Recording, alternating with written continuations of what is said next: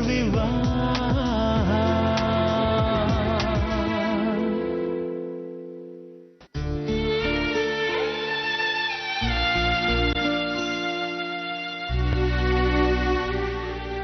ಗಾಯತ್ರಿ, ಹಸುವಾಗ್ತಿದೆ, ಊಟ ಮಾಡೋಣ. ಯಾಕೆ ಗಾಯತ್ರಿ, ಏನಾಯ್ತು? ಇನ್ನೇನ್ರಿ ಮತ್ತೆ, ಮನೆ ಮಗ ಹೊರಗ್ ನೋಡ್ತಾರ ಹೊರಗಡೆ ಇದ್ದಾನೆ. ಅದನ್ನ ನೆನೆಸ್ಕೊಂಡ್ರೆ ನನ್ಗೆ ಹೊಟ್ಟೆ ಉರಿಯುತ್ತೆ, ಅನ್ನ ನೀರು ಸೇರಲ್ಲ. ಅದಕ್ಕೆ ನಾನೇನ್ ಮಾಡ್ಲಿ? ಅವನ್ ತಾನೆ ಹಠ ಮಾಡಿ ಆರ್ತಿಯಿಂದ ಹೊರಗಡೆ ಹೋಗಿದ್ದು.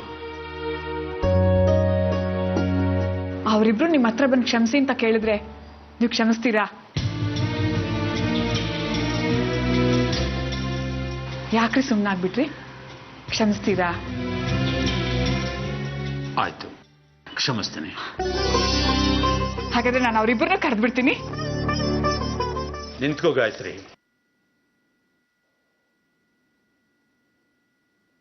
ಕ್ಷಮಿಸೋದೇ ಆದ್ರೆ ಸೂರ್ಯನ್ ಕ್ಷಮಿಸ್ತೇನೆ. ಅವನು ಬೇಕಾದ್ರೆ ಮಗಳ ಜೊತೆ ಮನೆಗೆ ಬಂದಿರ್ಬೋದು, ಆದ್ರೆ ತಪ್ಪು ಮಾಡಿರೋ ಆರ್ತಿನ ನಾನು ಕ್ಷಮಿಸೋಕ್ ಸಾಧ್ಯನೇ ಇಲ್ಲ. ಅವಳು ಅವನ ಮಗನ್ ಕರ್ಕೊಂಡು ಅವಳು ಮನೆಗೆ ಹೋಗ್ಲಿ. ಅದು ಹೇಗ್ರಿ ಸಾಧ್ಯ ಆಗುತ್ತೆ? ಸೂರ್ಯನು ಸಾಕ್ಷಿ ಆರ್ತಿನ್ ಬಿಟ್ಟಿರೋದಿಲ್ಲ. ಹೀಗಿರೋವಾಗ ಆರ್ತಿನ್ ಮನೆಗೆ ಬರಬೇಡ ಅಂದ್ರೆ ಸೂರ್ಯ ಬರಕ್ ಹೋಗ್ತಾನ? ಒಪ್ಪೋದು ಬಿಡೋದು ಅವನಿಗೆ ಬಿಟ್ಟಿದ್ದು. ಯಾವುದೇ ಕಾರಣಕ್ಕೂ ನಾನು ನನ್ನ ನಿರ್ಧಾರನ ಬದಲಾಯಿಸಲ್ಲ. ರೀ, ಆರ್ತಿನೂ ಕ್ಷಮಿಸ್ಬಿಡ್ರಿ. ಅವಳು ನಮ್ ಸೂರ್ಯನ್ ಮಗುಗ್ ತಾಯಿ ಆಗ್ತದಾಳೆ. ಅವಳನ್ನ ಮನೆಯಿಂದ ಹೊರಗಡೆ ಹಾಕೋ ನಿರ್ಧಾರ ಮಾತ್ರ ಮಾಡ್ಬೇಡ್ರಿ.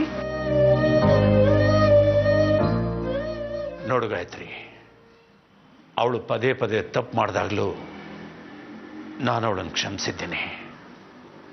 ಆಗ ಅವಳು ಮಾಡಿದ್ದು ತಪ್ಪುಗಳು, ಆದ್ರೆ ಈಗ ಅವಳು ಮಾಡಿರೋದು ಸುಳ್ಳು ಹೇಳಿದಾಳೆ. ನಿನಗೆ ಚೆನ್ನಾಗಿ ಗೊತ್ತು, ಸುಳ್ಳು ಹೇಳೋರು ಕಂಡ್ರೆ ನನಗಾಗೋಲ್ಲ ಅಂತ ಹೇಳಿ. ಸುಳ್ಳು ಹೇಳಿ ನನ್ನ ಮನೆ ಸೇರಿದ ಅವಳನ್ನ ಯಾವುದೇ ಕಾರಣಕ್ಕೂ ನಾನು ಕ್ಷಮಿಸಲ್ಲ. ನೀನ್ ಈ ವಿಷಯನ ಪದೇ ಪದೇ ಎತ್ತಿ ನನ್ನ ಮನಸ್ಸು ಕೆಡಿಸ್ಬೇಡ.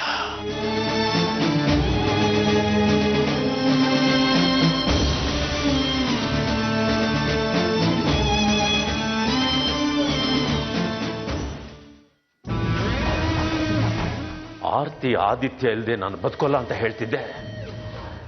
ಅದೇನೇನೋ ಮಾಡ್ಬಿಡ್ತೀನಿ ಅಂತ ಹೇಳಿದೆ. ಬಾಯಿನಲ್ಲಿ ಹೇಳಿದ್ರೆ ಸಾಲದು, ಹೇಳಿದ್ದನ್ನ ಕಾರ್ಯಗತ ಮಾಡಿ ತೋರಿಸ್ಬೇಕು. ನೋಡು, ಅದೇನ್ ಮಾಡ್ತೀಯೋ ಗೊತ್ತಿಲ್ಲ. ಆದಷ್ಟು ಬೇಗ ಆರ್ತಿ ಈ ಮನೆಯಿಂದ ಹೊರಗಡೆ ಹೋಗ್ಬೇಕು.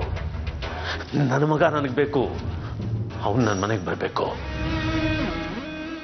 ನಿನ್ ಕೈಲಾಗ್ಲಿಲ್ಲ ಅಂದ್ರೆ ಹೇಳು, ನಾನು ಬೇರೆ ದಾರಿ ಹುಡುಕ್ತೀನಿ. ನೀವೇನು ಯೋಚನೆ ಮಾಡಬೇಡಿ, ಹಿಂದೆ ಸರಿಯೋ ಮಾತೇ ಇಲ್ಲ. ಅದೇನ್ ಮಾಡಬೇಕು ಅಂತಿದ್ಯೋ ಅದನ್ನ ಬೇಗ ಮಾಡು.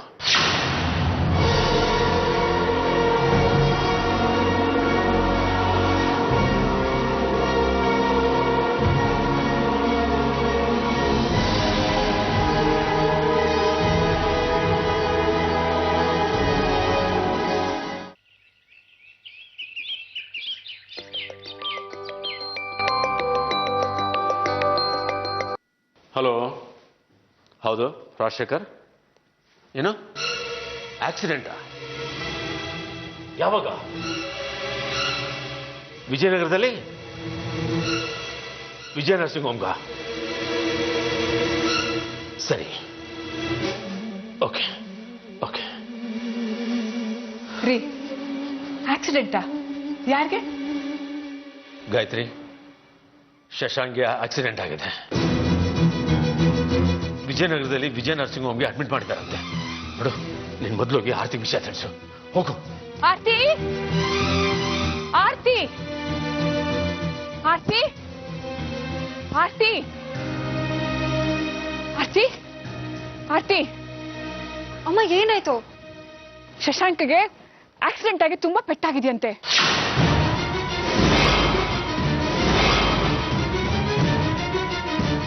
ತುಂಬಾ ಸೀರಿಯಸ್ ಆಗಿದೆ ಅಂತ ವಿಜಯ ನರ್ಸಿಂಗ್ ಹೋಮ್ ಅಲ್ಲಿ ಅಡ್ಮಿಟ್ ಮಾಡಿದಾರಂತೆ. ಹೋಗಿ ಬೇಗ ನೋಡ್ಕೊಂಡ್ ಬಾ.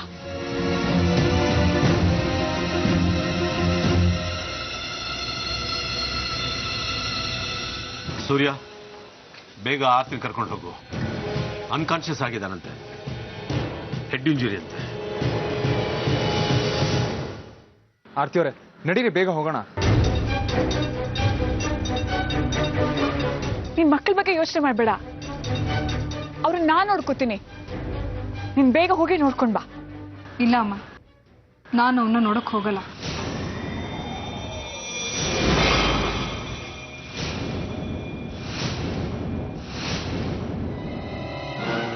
ಈಗ ನನಗೂ ಅವನಿಗೂ ಯಾವ ಸಂಬಂಧನೂ ಇಲ್ಲ. ನಾನೀಗ ಸೂರ್ಯ ಅವ್ರ ಹೆಂಡತಿ.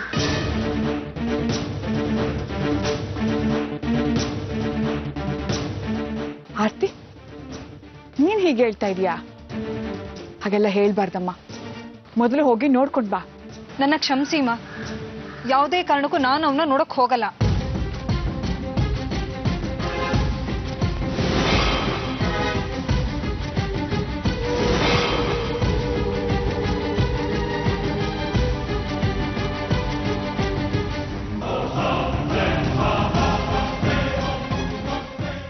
ಆರ್ತಿಯವರೇ, ನನಗೆ ನಿಮ್ಮ ಮನಸ್ಥಿತಿ ಅರ್ಥ ಆಗ್ತಿದೆ. ಆದರೆ ಇಂಥ ಸಮಯದಲ್ಲಿ ಸಾಧಿಸೋದು ಒಳ್ಳೇದಲ್ಲ. ಶತ್ರು ಆದರೂ ನಾವು ಒಂದ್ಸತಿ ಹೋಗಿ ನೋಡ್ಕೊಂಬರ್ಬೇಕು. ಅದು ನಮ್ಮ ಒಳ್ಳೆತನನ ತೋರಿಸುತ್ತೆ. ನೋಡಿ, ನಿಮಗೊಬ್ಬರೇ ಹೋಗೋದಕ್ಕೆ ಸಂಕೋಚ ಆಗ್ತಿದ್ರೆ ನಾನು ನಿಮ್ಮ ಜೊತೆ ಬರ್ತೀನಿ ಅಂತ ಹೇಳ್ತಾ ಇದ್ದೀನಲ್ವಾ? ಅಲ್ಲಿ ಶೋಭಮ್ಮ ಒಬ್ಬರೇ ಇದ್ದಾರೆ. ಅವ್ರಿಗೆ ಸಮಾಧಾನ ಮಾಡೋದಕ್ಕಾದ್ರೂ ನಾವು ಹೋಗಬೇಕು. ಪ್ಲೀಸ್ ಬನ್ನಿ ಆರ್ತಿಯವರೇ. ಇಲ್ಲ ಸೂರ್ಯವ್ರೆ, ನನಗೆ ಯಾಕೋ ಅನುಮಾನ. ನಾವು ಅಲ್ಲಿಗೆ ಹೋದ್ರೆ ನಗೆ ಪಾಟ್ಲಾಗ್ತೀವಿ ಅಷ್ಟೇ. ಏನ್ ನಿಮ್ಮ ಮಾತಿನ ಅರ್ಥ? ಶಶಾಂಕ್ ನಾಟಕ ಆಡ್ತಿದ್ದಾನೆ ಅನಿಸ್ತಾ ಇದೆ. ಇಂಥ ವಿಷಯದಲ್ಲಿ ಯಾರು ತಮಾಷೆ ಮಾಡ್ತಾರೆ ಆರ್ತಿಯವರೇ? ಶಶಾಂಕ್ ಎಂತವನು ಅಂತ ನನಗೆ ಚೆನ್ನಾಗಿ ಗೊತ್ತು. ಅವನ ಉದ್ದೇಶನ ಸಾಧಿಸೋಕೆ ಏನ್ ಮಾಡೋಕ್ಕೋ ಹೇಸೋನಲ್ಲ. ಏನ್ ಹಿಂಸೆ ಬಿಡ, ಸ್ವಲ್ಪ ಆದ್ರೂ ಮನುಷ್ಯತ್ವ ಅನ್ನೋದೇ ಇಲ್ಲ. ಅಲ್ಲ, ಅವ್ನು ಡೈವರ್ಸ್ ಮಾಡಿರ್ಬೋದು, 5 ವರ್ಷ ಅವನ ಜೊತೆ ಸಂಸಾರ ಮಾಡಲಿಲ್ಲ. ಆ ನಿಯತ್ಗಾದ್ರೂ ಒಂದ್ ಕ್ಷಣ ಹೋಗಿ ನೋಡ್ಕೊಂಬಂದ್ರೆ ಇವಳು ಗಂಟೆನೋಗುತ್ತೆ ಅಂತ. ರೀ, ಅವಳು ಸುಳ್ಳು ಹೇಳಿದ್ಲು ಅನ್ನೋ ಒಂದೇ ಒಂದು ಕಾರಣಕ್ಕೆ ಅವಳು ಮಾಡಿದ್ನೆಲ್ಲ ನೀವು ತಪ್ಪು ಅಂತ ಹೇಳ್ಬೇಡಿ. ಅವಳ ನಿರ್ಧಾರ ಸರಿಯಾಗೇ ಇದೆ. ಶಶಾಂಕ್ ಡಿವೋರ್ಸ್ ಕೊಟ್ಟು ಸೂರ್ಯನ ಮದುವೆ ಆದ್ಮೇಲೆ ಅವಳು ಸೂರ್ಯನ ಹೆಂಡತಿ. ಅವಳು ಸೂರ್ಯನಿಗೆ ನಿಯತ್ತಾಗಿದ್ದಾಳೆ. ಆಯ್ತು, ಶಶಾಂಕ್ಗೋಸ್ಕರ ಬೇಡ, ಅಟ್ಲೀಸ್ಟ್ ಅವ್ರ ಅಪ್ಪ ಅಮ್ಮನಿಗೋಸ್ಕರ ಆದ್ರೂ ಅವ್ನು ಹೋಗಿ ನೋಡ್ಕೊಂಡ್ಬರ್ಬಾರ್ದು. ಅವನವಳು ಡೈವರ್ಸ್ ಮಾಡಿದ್ಮೇಲೆ ಅವಳನ್ನ ಮಗುನ ರಕ್ಷಣೆ ಕೊಟ್ಟು ನೋಡ್ಕೊಂಡ್ರಲ್ಲ, ಪ್ರೀತಿಸಿದ್ರಲ್ಲ, ಅದು ಗೌರವ ಬೇಡವಾ? ಇವಳಿಗೆ ಸಂಬಂಧಗಳ ಬಗ್ಗೆ ಕಾಳಜಿನೇ ಇಲ್ಲ, ಮೈ ತುಂಬಾ ಸ್ವಾರ್ಥ. ಅವಳು ಸ್ವಾರ್ಥಿನೇ ಆಗಿದ್ದಿದ್ರೆ ತನ್ನ ಜೀವನನ ಪಣಕ್ಕಿಟ್ಟು ನಮ್ಮನೆ ಸಂಸಾರದ ಸಮಸ್ಯೆನ ಬಗೆಹರಿಸ್ತಾ ಇರ್ಲಿಲ್ಲ. ಅವಳು ಮಾಡಿದ್ ಒಂದೇ ಒಂದ್ ಸಣ್ಣ ತಪ್ಪಿಂದ ನಮ್ಮನೆ ಮಾನ ಮರ್ಯಾದೆಗೋಸ್ಕರ ಅವಳು ಏನೆಲ್ಲ ಮಾಡಿದ್ಲು ಅನ್ನೋದೇ ನೀವು ಮರ್ತೋಗಿದ್ದೀರಾ ಅನ್ಸುತ್ತೆ. ಶಶಾಂಕನ ಅಪ್ಪ ಅಮ್ಮ ಆರ್ತಿನ ನೋಡ್ಕೊಂಡಿರ್ಬೋದು, ಹಾಗಂತ ಅವಳು ಅವನನ್ನ ನೋಡ್ಕೊಂಡು ಬರಕ್ ಹೋಗ್ಲೇಬೇಕು ಅಂತ ಏನಿಲ್ವಲ್ಲ. ಅದು ಅವಳು ಇಷ್ಟ. ನಾವು ಅವಳನ್ನ ಬಲವಂತ ಮಾಡೋದು ಸರಿಯಲ್ಲ.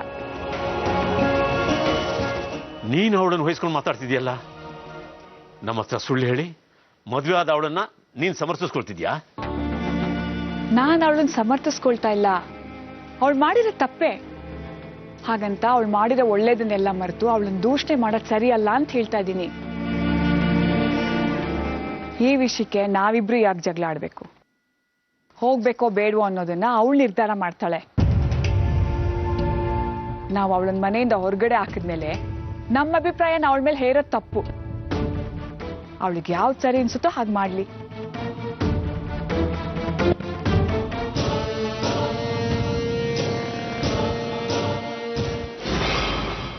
ನಿಮಗೆ ನಿಜ ಏನು ಅಂತ ಗೊತ್ತಾಗ್ಬೇಕಲ್ಲ, ಒಂದ್ ನಿಮಿಷ ಇರಿ.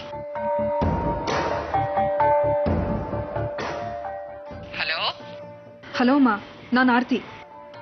ಹೇಳಮ್ಮ. ಯಾವ ಹಾಸ್ಪಿಟಲ್? ಹಾಸ್ಪಿಟಲಾ? ಹೌದು ಅಮ್ಮ, ಶಶಾಂಕಿಗೆ ಆಕ್ಸಿಡೆಂಟ್ ಆಗಿ ಅಡ್ಮಿಟ್ ಆಗಿದ್ದಾನಲ್ಲ, ಯಾವ ಹಾಸ್ಪಿಟಲ್ ಅಂತ ಕೇಳಿದೆ. ಯಾರು ಹೇಳಿದ್ದು ನಿಂಗೆ? ಈ ತಾನೇ ತಿಂಡಿ ತಿನ್ಕೊಂಡು ಫ್ರೆಂಡ್ ಮನೆಗೆ ಹೋಗಿ ಬರ್ತೀನಿ ಅಂತ ಹೋದ. ಯಾಕೆ ಕೇಳ್ತಾ ಇದ್ಯಾ?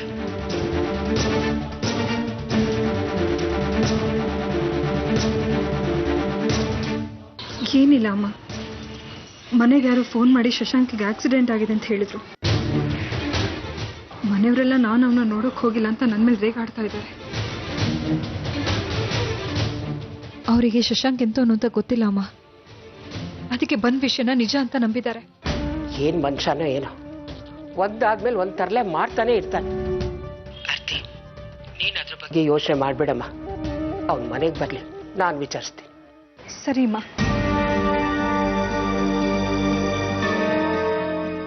ಐ ಆಮ್ ಸಾರಿ ಆರ್ತಿ ಅವರೇ, ನಿಮ್ಮ ಮಾತು ನಾನು ನಂಬೇಕಾಗಿತ್ತು. ನಾನು ಹೇಳಿರ್ಲಿಲ್ವಾ ಅವ್ನು ನನ್ನನ್ನ ಡಿಸ್ಟರ್ಬ್ ಮಾಡಕ್ಕೆ ಏನಾದ್ರೂ ಅವ್ನು ಮಾಡ್ತಾನೆ ಇರ್ತಾನೆ ಅಂತ. ನಿನ್ನ ಮಗ ಅಂತ ಹೇಳ್ಕೊಳಕ್ಕೆ ನನಗೆ ನಾಚಿಕೆ ಆಗುತ್ತೆ. ನೀನ್ ಈ ರೀತಿ ಮಾಡ್ತೀಯ ಅಂತ ನಾನು ಅನ್ಕೊಂಡೇ ಇರ್ಲಿಲ್ಲ ಕಣ. ಏನ್ ಮಾಡಿದೆ ನಾನೀಗಂಥದ್ದು? ನೀನ್ ಏನು ಅಂತ ಅನ್ಕೊಂಡ್ಬಿಟ್ಟಿದ್ಯಾ? ನೀನ್ ಈ ರೀತಿ ಎಲ್ಲ ಕಾಡ್ತಿದ ತಕ್ಷಣ ನೀನ್ ಗೆದ್ಬಿಡ್ತೀನಿ ಅಂತ ಅನ್ಕೊಂಡ್ಯಾ? ವಿಷಯ ಏನು ಅಂತ ಹೇಳಿದೆ, ಸುಮ್ಮನೆ ಬೈತಾ ಇದ್ರೆ ನಾನು ಏನು ಅಂತ ಹೇಳಮ್ಮ? ಏನಾಗಿದೆ ಅಂತ ಹೇಳು, ಏನ್ ಮಾಡಿದೆ ನಾನಂತದ್ದು? ಆರ್ತಿ ಮನೆಗೆ ಫೋನ್ ಮಾಡಿ ನಿನಗೆ ಆಕ್ಸಿಡೆಂಟ್ ಆಗಿದೆ ಅಂತ ನಾಟಕ ಮಾಡಿದ್ಯಾ? ಯಾಕೋ ಬಂತು ನಿಂತ ದುರ್ಬುದ್ಧಿ ನಿನ್ಗೆ? ಅಲ್ಲ, ಅವಳಿಗೆ ನಿನ್ನನ್ನ ನೋಡಕ್ ಹೋಗ್ಲಿಲ್ಲ ಅಂತ ಹೀನಾಮಾನ ಬೈದಿದಾರಂತೆ. ಹೀಗೆಲ್ಲ ಯಾಕೆ ಮಾಡ್ತಾ ಇದೀಯ ನೀನು? ಅವಳು ಸಿಗಲ್ಲ ಅಂತ ಗೊತ್ತಾದ್ಮೇಲೂ ಈ ರೀತಿ ಎಲ್ಲ ಮಾಡಿ ಏನ್ ಸಾಧನೆ ಮಾಡಕ್ ಹೊರಟಿದ್ಯಾ ನೀನು? ಅದಕ್ಕೆ ನಾನು ನೋಡ್ತಾನೆ ಇದ್ದೀನಿ, ಅವನೇನೋ ಹೇಳ್ಬೇಕು ಅಂತಿದ್ದಾನೆ, ಅದನ್ನ ನೀನ್ ಕೇಳಿಸ್ಕೊತಾನೆ ಇಲ್ಲ, ಸುಮ್ನೆ ರೇಗ್ತಿದ್ಯಾ. ಮೊದ್ಲು ಅವ್ನು ಏನ್ ಹೇಳ್ತಾನೋ ಅದನ್ನ ಕೇಳಿಸ್ಕೊ. ನೋಡಮ್ಮ, ಅಲ್ಲಿಗೆ ಯಾರು ಫೋನ್ ಮಾಡಿದ್ದಾರೆ, ಅಲ್ಲಿ ಏನ್ ನಡೆದಿದೆ, ನನಗೂ ಅದಕ್ಕೂ ಸಂಬಂಧ ಇಲ್ಲ. ಬೆಳಗ್ಗೆಯಿಂದ ನಿನ್ ಜೊತೆನೇ ಇದ್ದೀನಿ, ತಿಂಡಿ ತಿಂದಿದ್ದೀನಿ. ಒಂದ್ 10 ನಿಮಿಷ ಹೊರಗಡೆ ಹೋಗಿ ಬರೋಷ್ಟ್ರಲ್ಲಿ ರಾದ್ದಾಂತ ಮಾಡ್ತಾ ಇದೆಯಲ್ಲ. ಹಾಗಾದ್ರೆ ಯಾರು ಅವ್ರ ಮನೆಗೆ ಫೋನ್ ಮಾಡಿ ನಿನ್ಗೆ ಆಕ್ಸಿಡೆಂಟ್ ಆಗಿದೆ ಅಂತ ಹೇಳಿದ್ದು? ನನಗೆ ಹೇಗಮ್ಮ ಗೊತ್ತಾಗತ್ತೆ ಅಲ್ಲಿಗೆ ಯಾರು ಫೋನ್ ಮಾಡಿದ್ದಾರೆ ಅಂತ? ಅನಿಷ್ಟಕ್ಕೆಲ್ಲ ಶನೇಶ್ವರನೇ ಕಾರಣ ಅನ್ನಂಗೆ ಈ ನಡುವೆ ಏನಾದ್ರೂ ನನ್ನೇ ಬ್ಲೇಮ್ ಮಾಡು ನೀನು. ಅವಳಿಗೆ ಇವನ್ ಕಂಡ್ರೆ ಆಗಲ್ಲ, ಅದಕ್ಕೆ ಬೇರೆ ಯಾರಿಂದನೋ ಫೋನ್ ಮಾಡಿಸಿ ಆ ಫೋನ್ ನ ಇವನೇ ಮಾಡಿರೋದು ಅಂತ ಇವನನ್ನ ಕೆಟ್ಟವ್ನ್ ಮಾಡೋದಕ್ಕೆ ಹಾಗೆ ಮಾಡ್ತಿದ್ದಾಳೆ ಆ ಪೂತಿನಿ. ಶಕ್ಕೋ, ನೋಡು, ದಯವಿಟ್ಟು ಆರ್ತಿ ಬಗ್ಗೆ ಹೀಗೆಲ್ಲ ಮಾತಾಡ್ಬೇಡ ನೀನು. ಇಲ್ಲ, ತಲೆ ಮೇಲೆ ಹೊತ್ಕೊಂಡು ಮೆರೆಸ್ತಾರೆ. ಏನ್ ದೊಡ್ಡ ಪತಿರತೆ, ಗಂಡ ಬಿಟ್ಟು ಹೋದ ಅಂದ ತಕ್ಷಣ ಇನ್ನೊಬ್ಬನ್ ಕಟ್ಕೊಂಡು ಹೋದ್ಲು. ನೀನು ಮಗನ್ ಬಿಟ್ಬಿಟ್ಟು ಮೂರನೇವ್ರು ಸಪೋರ್ಟ್ ಮಾಡ್ತಿದ್ಯಾ? ಮೂರನೇವಳು ಅಲ್ಲ ಕಣೆ ಅವಳು, ಆರ್ತಿ ನನ್ನ ಮಗಳು. ಹಾಗಾದ್ರೆ ಇವನ್ ಯಾರು ಹೇಳಕ್ಕೆ? ಇವನ್ ಯಾರು?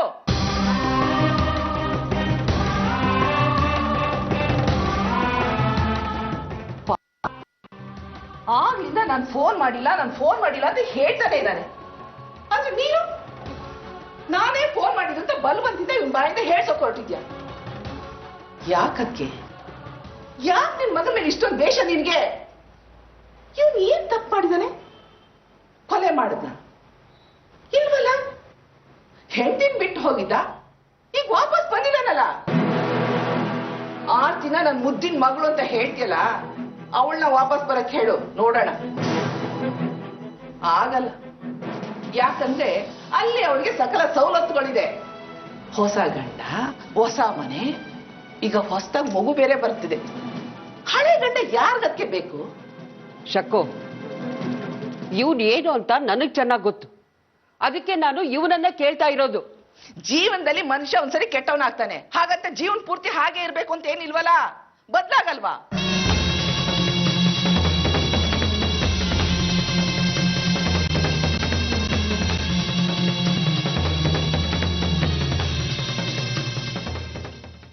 ನಿನ್ನ ಮೇಲೆ ಆಣೆ ಮಾಡಿ ಹೇಳ್ತೀನಿ, ನಾನು ಫೋನ್ ಮಾಡಿಸಿಲ್ಲ. ನನಗೂ ಇದಕ್ಕೂ ಯಾವ ಸಂಬಂಧನೂ ಇಲ್ಲ. ನನ್ನ ಮಾತು ನಂಬಮ್ಮ.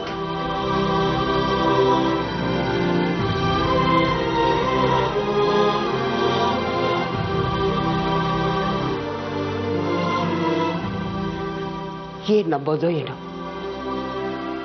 ಪಾಪ ಆರ್ತಿಗೆ ನೆಮ್ಮದಿ ಅನ್ನೋದೇ ಇಲ್ಲ. ಏನಾದ್ರೂ ಒಂದು ಮಾಡ್ತಾನೆ ಇರ್ತೀಯ ನೀನು. ನಿನಗೆ ಪ್ರಾಣ ಭಿಕ್ಷೆ ಕೊಟ್ಟು ಆ ಹುಡುಗಿ ತನ್ನ ನೆಮ್ಮದಿನ ತಾನೇ ಹಾಳು ಮಾಡ್ಕೊಂಡ್ಬಿಟ್ಟಿದ್ದಾರೆ.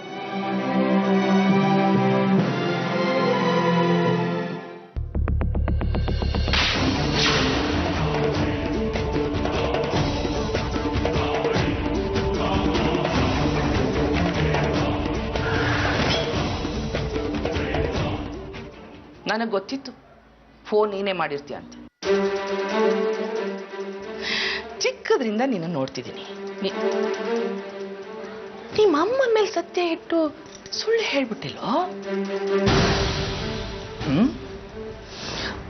ಆಣೆ ಇಟ್ಟು ಮಾತ್ರಕ್ಕೆ ಯಾರು ಸಾಯಲ್ಲ, ಅದಕ್ಕೆ ಎಲ್ಲರೂ ಆಣೆ ಇಡ್ತಾರೆ. ಆದ್ರೂ ತಪ್ಪು ಕಣ. ಏನು ಆರ್ತಿ ಮೇಲೆ ಪ್ರೀತಿ ಹುಟ್ಟಿದ್ಯಾ? ಅವಳು ಇಲ್ಲ ಅಂದ್ರೆ ಬದುಕೋಕೆ ಆಗಲ್ಲ ಅನ್ಸ್ತಿದೇನು ಪಾಪ? ಏನು ಗಂಡಸ್ರ ನೀವು? ಹತ್ರ ಇದ್ರೆ ಬಿಟ್ಟು ದೂರ ಹೋಗ್ತೀರಾ, ದೂರ ಆದ್ರೆ ಹತ್ರ ಬನ್ನಿ ಅಂತ ಕರಿತೀರಾ. ನನಗೆ ನನ್ನ ಮಗನ್ ಬಿಟ್ಟಿರಕ್ಕಾಗಲ್ಲ ಅನ್ನಿಸ್ತಾ ಇದೆ ಅಷ್ಟೇ. ಓಹೋ, ಪುತ್ರ ವ್ಯಾಮೋಹ. ಕೈಕೆ ಪುತ್ರ ವ್ಯಾಮೋಹದಿಂದ ರಾಮ ಕಾಡಿಗೆ ಹೋದ. ನಿನ್ ಪುತ್ರ ವ್ಯಾಮೋಹದಿಂದ ಯಾರ್ಯಾರು ಎಲ್ಲೆಲ್ಲಿಗೆ ಹೋಗ್ತಾರೋ.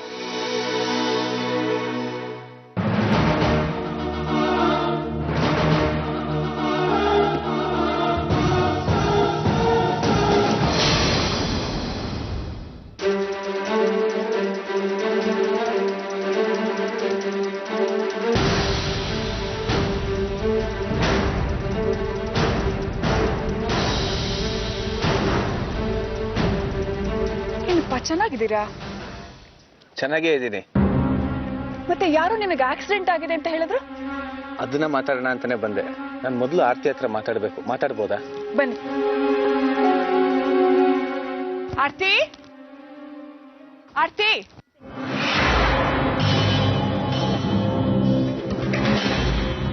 ಸೂರ್ಯ, ಶಶಾಂಕ್ ಆರ್ತಿ ಹತ್ರ ಏನೋ ಮಾತಾಡ್ಬೇಕಂತೆ. ಆರ್ತಿ ಅವ್ರ ಹತ್ರ ನಿಮ್ಗೇನ್ ಮಾತು? ಯಾರೋ ನನ್ಗೆ ಆಗದೆ ಇರೋರು ಫೋನ್ ಮಾಡಿ ನನಗೆ ಆಕ್ಸಿಡೆಂಟ್ ಆಗಿದೆ ಅಂತ ಸುಳ್ಳು ಹೇಳಿದ್ದಾರೆ. ಅದರಿಂದ ಆರ್ತಿಗೆ ತುಂಬ ತೊಂದರೆ ಆಯಿತು ಅಂತ ಗೊತ್ತಾಯಿತು. ಅವಳ ಹತ್ರ ಕ್ಷಮೆ ಕೇಳಕ್ಕೆ ಬಂದಿದ್ದೀನಿ. ಆರ್ತಿನ ಕರೀರಿ ಪ್ಲೀಸ್. ವಿಷಯ ತಿಳಿದ ತಕ್ಷಣ ನಮಗೆ ಕಂಗಾಲಾಗೋಯ್ತು. ಈ ವಯಸ್ಸಲ್ಲಿ ದೇವ್ರು ಯಾಕೆ ನಮ್ಮ ಬೀಗರಿಗೆ ಈ ರೀತಿ ಪರೀಕ್ಷೆ ಮಾಡ್ತಿದ್ದಾನೆ ಅಂತ ಅನ್ಸ್ಬಿಡ್ತು. ಹೋಗ್ಲಿ ಬಿಡಿ, ಬದುಕಿದವರು ಸತ್ತಿದ್ದಾರೆ ಅಂತ ಸುದ್ದಿ ಬಂದ್ರೆ ಅವ್ರಿಗೆ 100 ವರ್ಷ ಆಯುಷ್ ಅಂತೆ.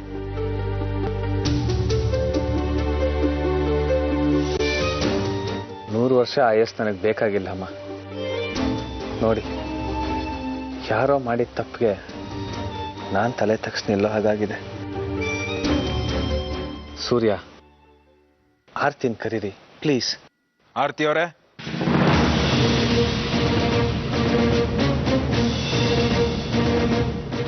ಪಾಪಿ ಚಿರಾಯು ಅಂತಾರೆ. ಇವನಿಗೆಲ್ಲ ಅಷ್ಟು ಬೇಗ ಸಾವು ಬರುತ್ತೆ. ನನಗೆ ಕಾಡಿಸ್ಬೇಕಂತಾನೆ ಸಾಯ್ತಿದ್ದವನು ಬದುಕಿದ್ದಾನೆ. ಮಾಡೋದು ಮಾಡಿ ಈಗ ನಾಟಕ ಆಡೋಕೆ ಬಂದಿದ್ದಾನೆ. ಆರ್ತಿ, ನೀನು ತಪ್ಪು ತಿಳ್ಕೊಂಡಿದ್ಯಾ? ಇಲ್ಲಿಗೆ ಫೋನ್ ಮಾಡಿ ನನಗೆ ಆಕ್ಸಿಡೆಂಟ್ ಆಗಿದೆ ಅಂತ ಯಾರು ಹೇಳಿದ್ರು ಅಂತ ನನಗೆ ನಿಜವಾಗ್ಲೂ ಗೊತ್ತಿಲ್ಲ. ನನ್ನನ್ನು ಕ್ಷಮಿಸ್ಬಿಡು. ಸುಮ್ಮನೆ ನಿನಗೆ ನಿನ್ನ ಮನೆಯವ್ರಿಗೆ ಟೆನ್ಷನ್ ಕೊಟ್ಟಿದ್ದಾರೆ.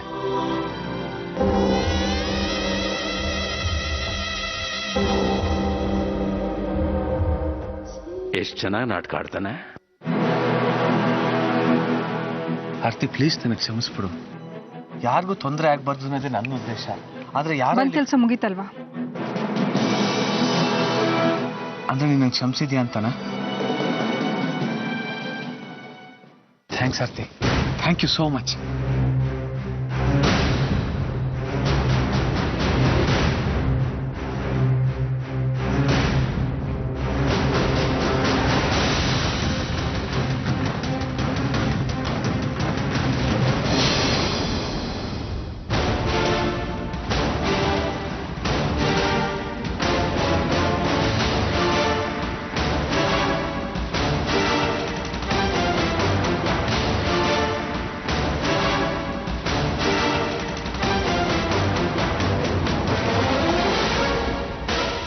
ಸರ್, ಸಾರಿ, ನಿಮಗೂ ತುಂಬ ತೊಂದರೆ ಆಗೋಯ್ತು.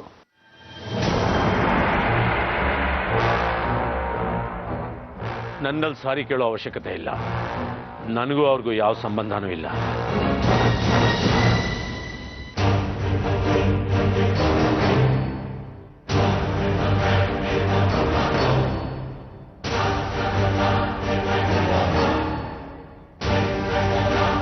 ನನ್ನನ್ನು ಕ್ಷಮಿಸ್ಬಿಡಿ ಅಮ್ಮ. ನನ್ನಿಂದ ನಿಮಗೆ ತುಂಬ ಆತಂಕ ಆಗೋಯ್ತು. ಹೋಗ್ಲಿ ಬಿಡಪ್ಪ, ಅದ್ರಲ್ಲಿ ನಿನ್ ತಪ್ಪೇನೂ ಇಲ್ಲ ಅಂತ ಗೊತ್ತಾಯ್ತಲ್ಲ, ಹೋಗ್ಬಿಡ್ಪ.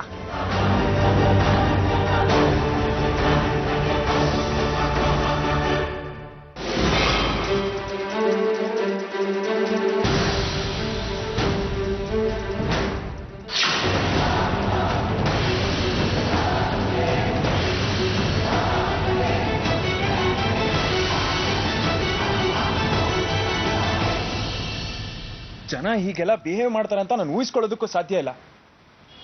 ನೀವು ಹಾಸ್ಪಿಟ್ಲಿಗೆ ಹೋಗಲ್ಲ ಅಂದಾಗ ನನಗೆ ನಿಮ್ಮ ಮೇಲೆ ಕೋಪ ಬಂದಿತ್ತು. ಯಾಕೆ ಹೀಗೆ ಮಾಡ್ತಾ ಇರಾ ಅಂತ ಅನ್ಸ್ಬಿಟ್ಟಿತ್ತು. ಆದ್ರೆ ಐ ಆಮ್ ಸಾರಿ ಆರ್ತಿ ಅವರೇ. ನೀವ್ಯಾಕೆ ಸಾರಿ ಕೇಳ್ತೀರಾ?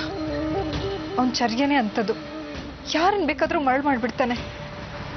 ಆದ್ರೆ ನಾನು ನಿಮಗೆ ಸುಳ್ಳು ಹೇಳಿಲ್ಲ ಅನ್ನೋದು ಗೊತ್ತಾಯ್ತಲ್ಲ, ನನಗೆ ಅದು ಸಾಕು.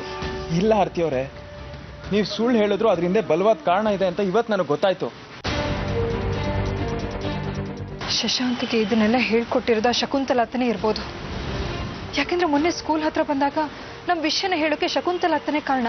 ನಾನು ಬರಲ್ಲ ಅಂದ್ರೆ ನನ್ನ ಒತ್ತಾಯ ಮಾಡಿ ಕರ್ಕೊಂಬಂದ್ರು ಅಂತ ಹೇಳಿ ನನ್ನ ಹತ್ರ ಸಾರಿ ಕೇಳ್ದ. ಆದ್ರೆ ಇವತ್ತು ಈ ರೀತಿ ನಾಟಕ ಆಡ್ತಾ ಇದ್ದಾನೆ.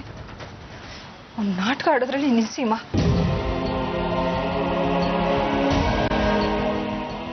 ನಾನು ನಿಮ್ಮನ್ನ ಕೇಳ್ಕೊಳ್ಳೋದೊಂದೇ, ಇಂಥ 1000 ಪರಿಸ್ಥಿತಿ ಎದುರಾದ್ರೂ ನೀವು ನನ್ನ ಮೇಲೆ ನಂಬಿಕೆ ಕಳ್ಕೋಬೇಡಿ.